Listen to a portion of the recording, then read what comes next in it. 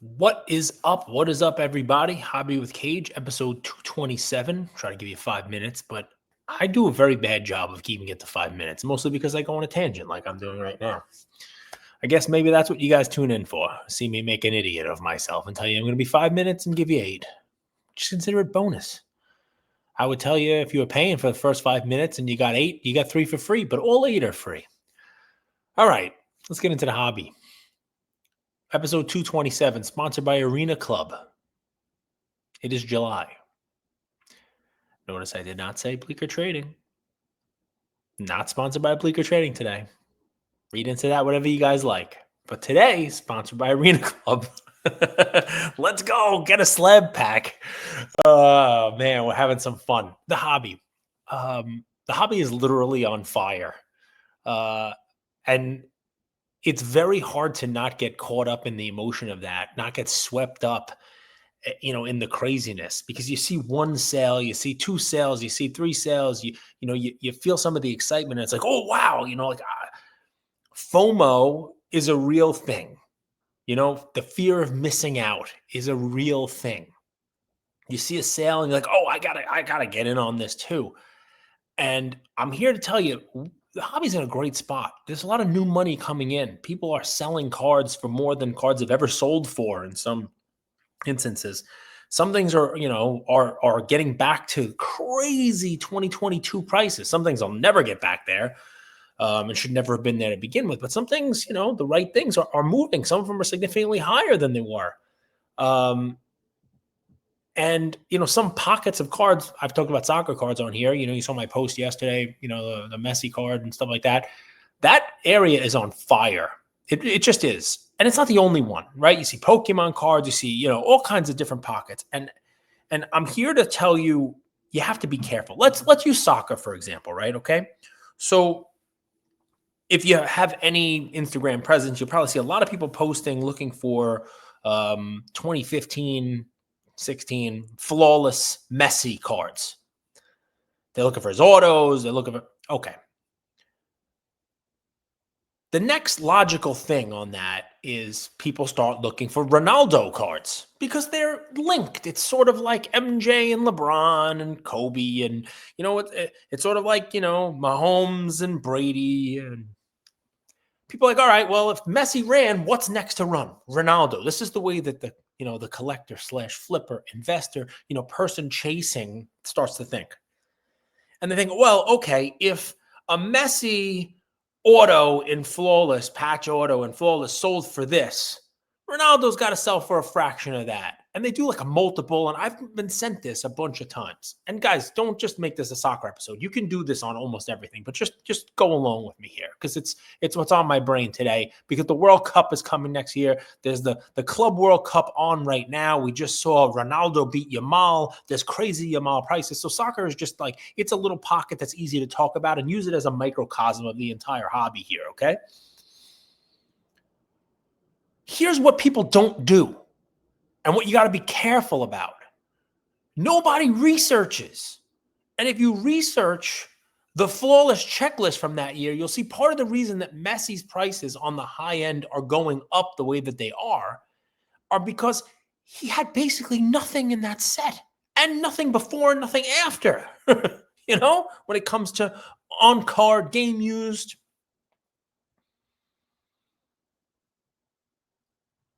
$61 total cards for Messi. Now, if Ronaldo only had 61 total cards, that's all there are, right? There's 5 momentous and 56 sold a game. And you wanted to say, okay, Ronaldo's 1/3 the price of Messi. Okay, you can kind of do it. Oh, okay. So if a Messi sells for this, the Ronaldo. Okay. Ronaldo has so many more on-card game-used autos in that set. He's got a top of the class. He's got regular patch autos. He's got way more momentous. There's not only 5 Messi. There's, another 50, whatever it is of Ronaldo. If you take a second to look, you can't just do, hey, Messi flew, so Ronaldo's going to fly also. There's more supply. And when the first one sells, all that supply will come out. You got to research that stuff, right? You can't just assume, okay, this one's moving, so this one's moving. That one will move. That's one. I'm not going to get too deep into that. Because the real story here, and I already did with the math, right? But the real story here is this. I am guilty of it myself. And it's great to sell a card and take some profit, but what's the first thing you try to do? You're like, I got to chase. I got this money. I just sold a card. I got to go buy something else right now. And before you know it, you're redeploying your card money, the profit you just made, and you're buying stuff and chasing and overpaying for stuff. And you wind up sitting there with probably worse stuff than you had before you sold. It's great to get in on one of these, one of these big sales, make some profit, but you have to basically, this is, people won't want to hear this, be patient, especially right now, because the market is at a fever pitch. We just had Fanatics Fest. You got the National coming up. People are starting to get excited for football. The basketball draft just happened, so you got Cooper Flag Mania. You got WNBA, people are buying like crazy with Caitlin Clark stuff. She's got cards coming out now. You got this Panini, royalty coming out. It is hitting on all cylinders, and good for the hobby. A lot of press, $2.5 million Jordan rookie auto being sold. And just you're getting hit all angles, right? It's like when you walk into Disney World and you smell the food and the music, and it just gets you in this like fever pitch, this frenzy. And all of a sudden your wallet just opens and the money starts flying out like a fairy dust, like pixie dust. Boop, boop, boop, the money just flew away. That's where we are right now in this space. And I don't hear anybody else telling you this, because everybody makes money off of this. Everybody makes money. The hobby doing better, hobby 10xing, prices going up, repackers doing their thing, and Kaboom's doing their thing, and downtowns and resales, and put this one in the Fanatics auction and put this one in the Golden auction, and I'm selling this. And so it's great. It's great.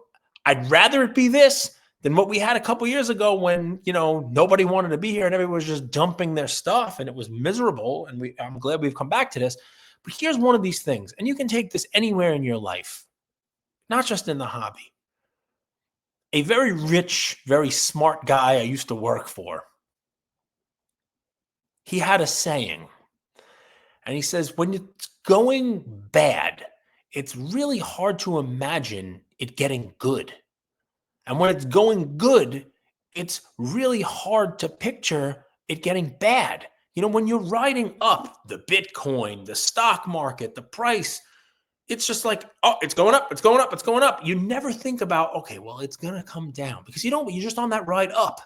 And when you're down and when you're in that, oh, wow, Bitcoin's crashing, the market's tanking, everybody's selling their cards, all of the contenders, Brady tickets are coming out, and all of the LeBron exquisites are coming out, and, the card that was this much is now, and you see one selling every week, every month, they just boom, boom, boom. And people, when you're in that, it's very hard to picture a time where it's good, but here's the fun part.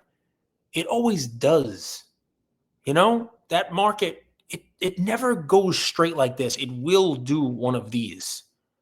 And when it's bad, it will do one of these. The key here, and this is what the lesson I learned from my my very rich and very smart friend. You have to prepare while it's going up for what's going to happen when it does this. And you should be preparing here for when it does this. And you got to know when you're at those things. It's sort of like, the Buffett saying, right? Like, be greedy when others are fearful and be fearful when others are greedy. We are like here now. We are up. We are greed.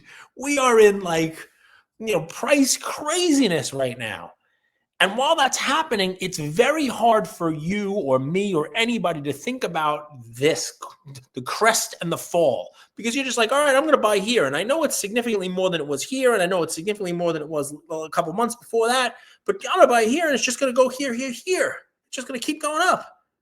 It's hard to think about that this is probably more likely. Especially after we have the National, especially after, maybe there's some calming down, maybe people stop stockpiling soccer cards for the World Cup and the World Cup actually happens. Just think about the cycle, right? Think about people buying SGA, hoping he wins the title. He wins the title. He wins the title. They're right. And then they sell the cards for less. Think of all the people who are buying soccer now who didn't care about soccer and they're holding it because the World Cup is coming in 2026 in less than a year. If they're all doing it for the same reason they're buying because they have the World Cup, what happens when the World Cup comes? All that supply comes out. I mean, it's an interesting thing, right? Because I see Messi cards flying. What has Messi done in the last year? Played in a bad league and got eliminated in the World Cup, the Club World Cup. I mean, what was the catalyst there for all of a sudden, that to go up? Did he win a championship that I didn't see? Did he score like, a bunch of goals somewhere that I didn't see? No. He looks good in pink, but I don't know if that's enough to, do the craziness. I mean, a lot of that could be price discovery and just, it was too low to begin with. But remember what I told you here. And it doesn't have to just be soccer. It could be anything, guys. And I'm telling you, before I came on here today, I was talking to people on Instagram about cards I wanted to buy. And the price is so much more than it was just a couple of months ago. And I have to pause. And I have to come on and I have to do a 5 minutes of hobby that's really going to be 12 minutes and make sure you're not the only one thinking it. Take a breath. Take a pause. Take a step back. And think about what it is you're planning to spend that money on. Think about what it is that you're trying to buy. Is it so much more than it was a couple months ago? And if it is that justified for some reason? Is it something you might be able to buy for less when kind of the frothiness of the market calms down a little bit? That's the thought process, guys. That's the thought process. And do your research. And there's 12 minutes of hobby fun. The hobby's on fire, but even the California wildfires, even the craziest fires in the world, they all go out. There's water put on them. Fires don't keep burning. And this one is no different. Brought to you by Arena Club. Go buy a slab pack, folks. And that's it. I hope you enjoyed this one. Send me messages. Tell me if you think I'm an idiot. I don't know why I ask you to do that. People actually take me up on that, and people send me messages and say you're an idiot. And, I laugh. I'll talk to you guys soon. Take care, everybody.